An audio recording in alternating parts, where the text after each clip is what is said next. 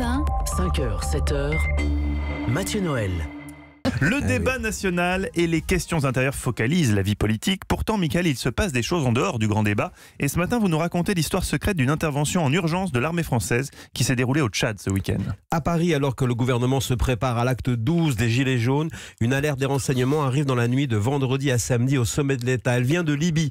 Une cinquantaine de 4x4 a passé la frontière. Ils foncent dans le désert en direction de N'Djamena, la capitale du Tchad. Des rebelles tchadiens veulent renverser le président Idriss Déby. Personne n'est au courant de ce qui se trame, mais le dirigeant du Tchad demande l'aide en urgence de la France. Il faut savoir que le président Déby est un pivot du groupe appelé le G5 Sahel. On pointe dans la lutte contre les groupes terroristes dans la région. Des accords de défense existent entre les deux pays. Si Déby a renversé, tout l'équilibre géostratégique de la région également est parti. Le président Emmanuel Macron donne son feu vert.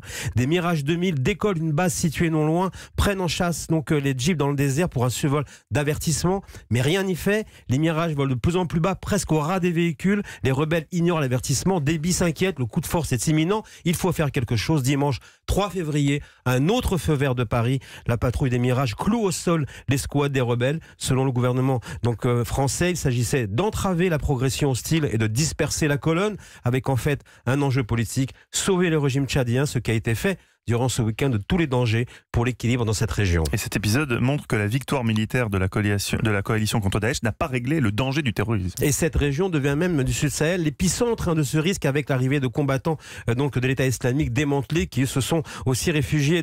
En Libye, la France surveille cette évolution comme le lait sur le feu, d'où l'extrême attention que portent les services de l'Elysée à une situation toujours délicate sur le dossier des djihadistes qui seront récupérés par la France et livrés à la justice. Merci beaucoup, Michael Darmon, pour toutes ces informations.